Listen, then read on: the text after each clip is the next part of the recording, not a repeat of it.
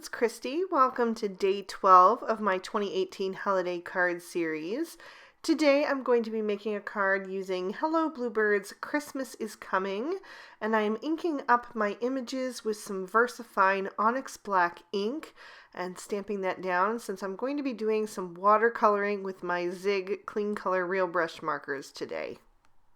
Since these images are brand new and I've never used them before, I did stamp them down twice to get a really good impression, and now I'm going to take some clear embossing powder and coat that ink so that it will have a nice shiny surface once I heat that up. You don't have to do this step, you could just use any kind of waterproof ink, but I really like the really deep black lines that you get, and also the fact that it creates little wells for your watercolor to kind of rest in so you don't really go outside of the lines. Once that embossing powder is all melted, I can begin my coloring, and I'm starting with my polar bear. I'm using the shade 091 Light Gray, and I'm laying in some shadows, just first working on his face, and then I'll bring in some clean clear water and begin to blend that out. Once I'm happy with how his face is looking, I'll start to move down to the lower part of his body, and I'm just going to continue doing the same thing, just kind of laying in the shadows with that marker and then blending out with my paintbrush. While I have that marker out, I'm going to continue to color anything that I want to be white. That way I don't have to keep switching back and forth between markers. I'm not going to show everything in the video just to save time. So now I'm moving on to number 010 black, and I'm going to color in the black areas of my badger. I already used the gray to color in his face, except for this one patch, and then also a little bit of his belly. So now I'm going to begin to blend that out. Now the black is a very strong color, so if you're afraid of that, you could use a dark gray instead.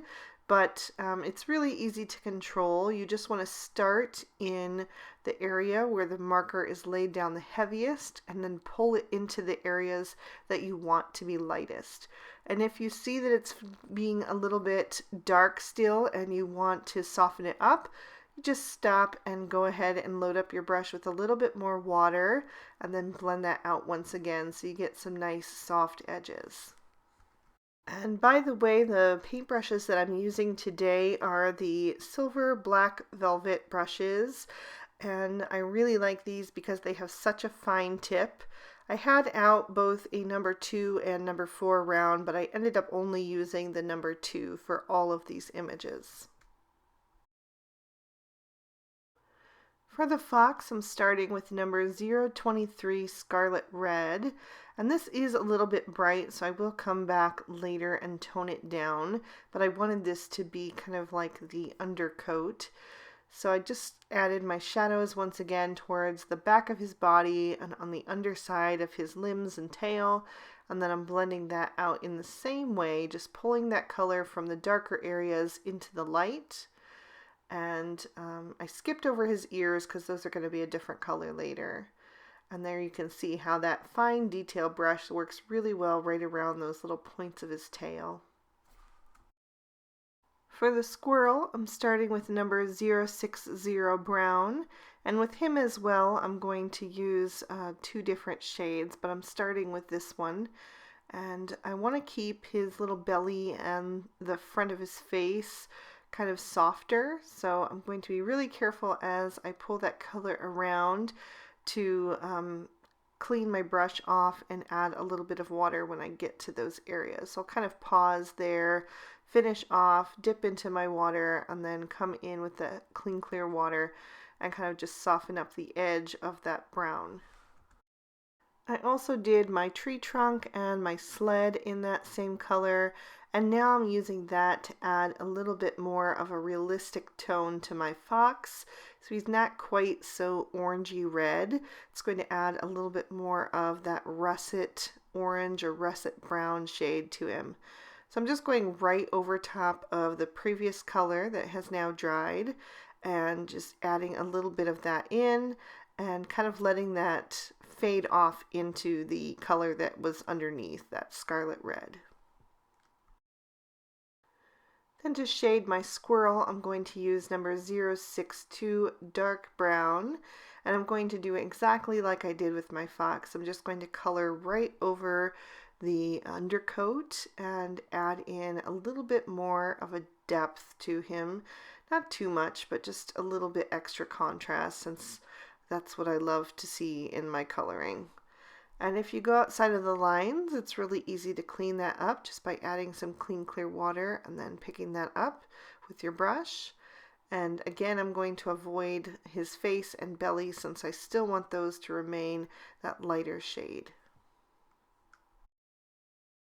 That dark brown is also what I'm going to use to color in my fox's ears, and I'll add a little bit of darkness to his feet as well, and then I'll add some more depth with that shade to my Christmas tree and sled. I'm going to take number 021 Light Carmine to add some rosy cheeks to all of my critters, and I'm also going to use that to color in the inside of the bunny and the fox's ear. And then I'll blend that out so it just kind of fades, but still has that rosy glow. And this is another detail that you could skip if you wanted to, but I just think it makes the critters look extra cheerful, and especially since they're outside in the cold, I just think it's a fun detail. My red is number 024 Wine Red, and I'm going to use that to color in the little hats that are on the squirrel and the bird, and then I'll also color in a few of the scarves. I'm doing the badger and the polar bear and the ribbon on the gift. The polar bear I actually skipped until later because I wasn't sure what color I wanted to go with that, but I did end up going back and doing it with the same wine red. The bird is number 031 Cobalt Blue, and I'll also use that same shade to color in the bunny's scarf. And by the way, I don't think I mentioned what paper I was using at the beginning, but this is the Bristol Smooth Surface that has the vellum coating. This is the paper that I really prefer for using my zigs on. For the branches of my pine tree, I'm using number 044 Deep Green, and I'm just going to flick in some color to kind of fill those in. I'm not being too specific because the rest is going to be blended out with the water. And I use the same green to color in my gift. I just added a lot more water so it had a softer tone to it. And then to make the lantern look like it's glowing with light, I'll use number 050 Yellow. And then I'll just trim these out with the matching dies. For my background, I've taped another piece of Bristol to a cutting board with some painter's tape, and I'm going to brush on some more of my zigs. I'm using number 038 Peacock Blue, and then 035 Deep Blue. Then I'm going to use number 080 Violet and number 082 Purple, and then my last shade will be number 081 Light Violet. Then I'll take a wide flat brush and go over each of those colors with some clean clear water. I want them to kind of blend into each other, but I want to keep the streakiness just a little bit. I wanted to have kind of like a sunset sky or a twilight sky, I guess. This is even past sunset, and I liked those layers that it gives with the streaks.